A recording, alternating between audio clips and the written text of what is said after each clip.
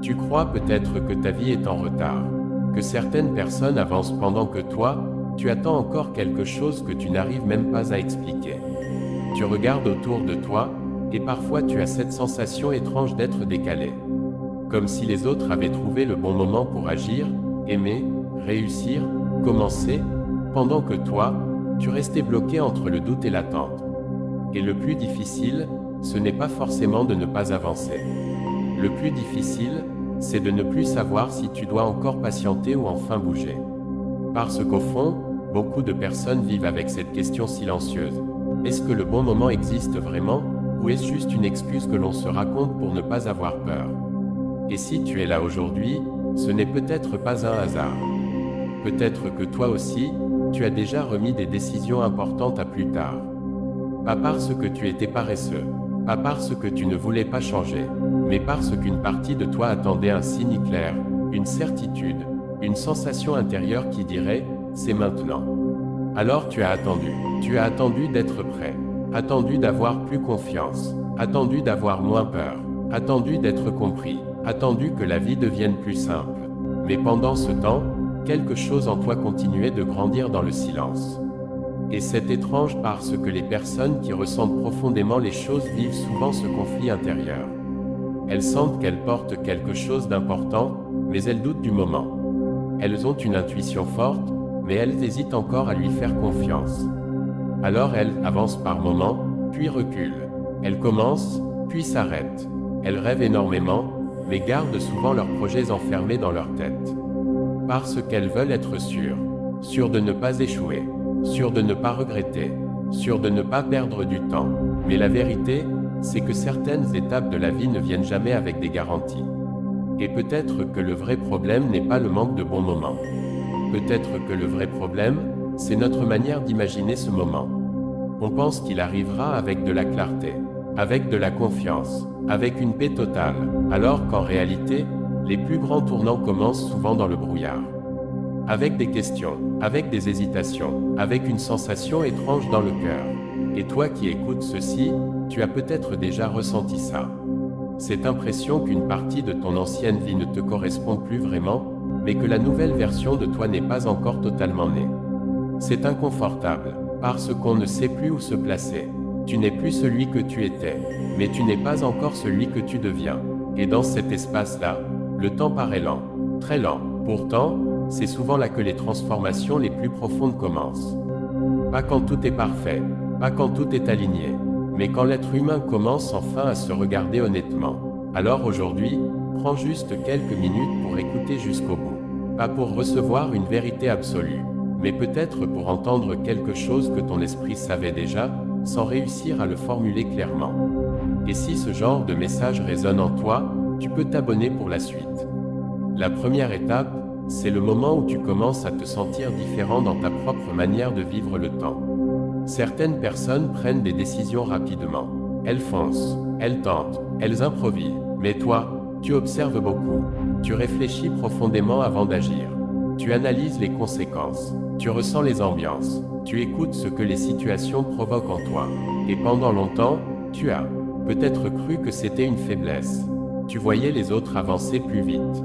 Tu te comparais parfois. Tu te demandais pourquoi tu avais besoin de tant de temps pour certaines décisions simples. Mais avec le temps, tu réalises une chose importante, tu ne fonctionnes pas dans la précipitation. Tu fonctionnes dans la profondeur. Et cela change tout. Parce qu'une personne profonde ne cherche pas seulement à faire quelque chose. Elle cherche à savoir si cela a du sens. Alors forcément, le bon moment devient une question importante pour elle.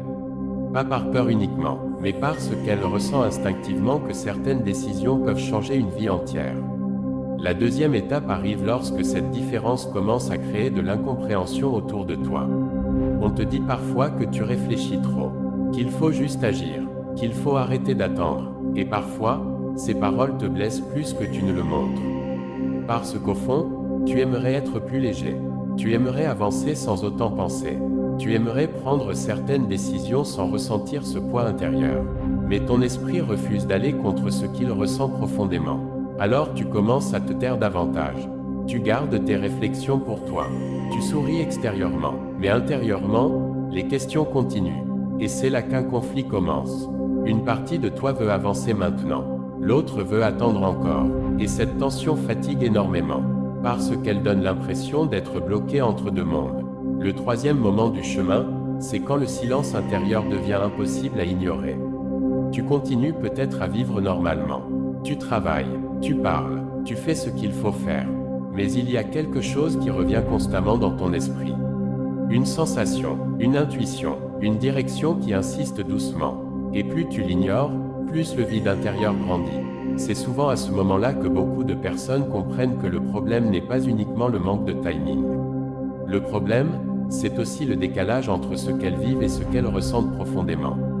Parce qu'on peut rester longtemps dans une situation qui ne nous correspond plus, mais notre esprit finit toujours par nous le rappeler. Par la fatigue, par le manque d'enthousiasme, par cette étrange sensation d'être absent de sa propre vie. Et ce réveil intérieur fait peur, parce qu'il oblige à regarder certaines vérités en face. La quatrième étape, c'est le moment où tout semble bloqué. Tu essayes d'avancer, mais rien ne bouge vraiment. Tu attends une opportunité, un signe, une réponse, et le silence devient lourd. C'est souvent là que les gens abandonnent leurs projets personnels.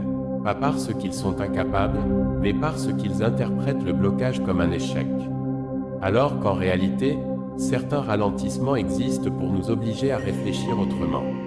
Parfois, la vie ne ferme pas une porte pour nous punir. Parfois, elle ralentit simplement notre course pour éviter qu'on se perde complètement. Et avec du recul, beaucoup de personnes réalisent que certains retards les ont protégés.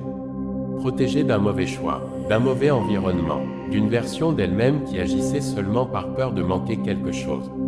Le cinquième passage, c'est la remise en question profonde.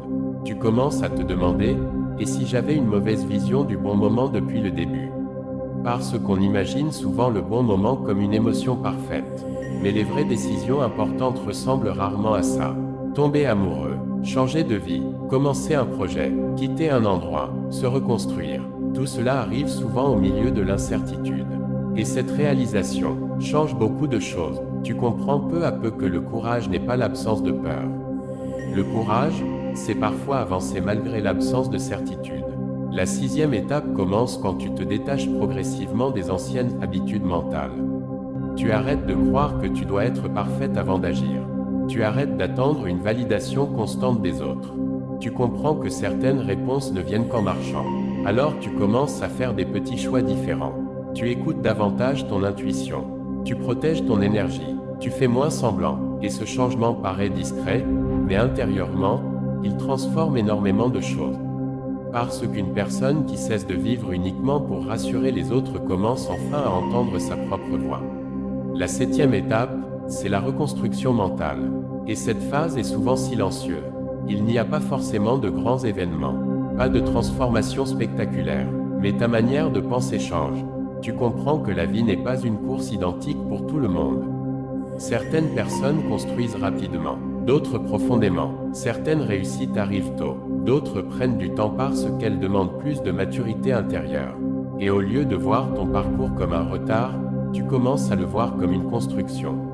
Une construction lente, parfois douloureuse, mais réelle. Tu arrêtes aussi de mépriser tes périodes de confusion, parce que tu comprends qu'elles t'ont appris des choses importantes, la patience, la lucidité, la capacité à te connaître vraiment.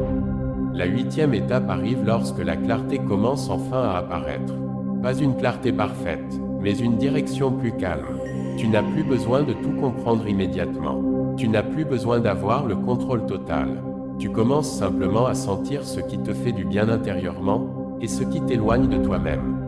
Et cette sensation devient une boussole. Tu réalises alors quelque chose d'essentiel. Le bon moment n'est pas toujours un instant magique qui tombe du ciel. Parfois, le bon moment naît au moment où tu acceptes enfin d'être honnête avec toi-même. Quand tu arrêtes de fuir ce que tu ressens. Quand tu arrêtes de vivre uniquement selon les attentes extérieures. C'est là que beaucoup de choses changent. La neuvième étape, c'est l'alignement intérieur. Tu n'es pas devenu parfait. Tu as encore des peurs, encore des doutes, mais tu n'es plus en guerre permanente contre toi-même. Et cette paix intérieure change ta manière de vivre. Tu prends des décisions plus conscientes. Tu cours moins après l'approbation. Tu choisis mieux les personnes autour de toi.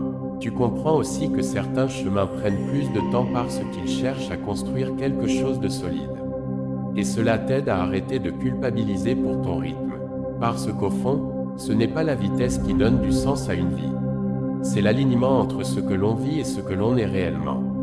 Puis arrive la 10e étape, la naissance d'une nouvelle version de toi-même. Pas une version parfaite, pas une personne qui contrôle tout, mais quelqu'un qui comprend enfin que la vie ne donne pas toujours des certitudes avant l'action.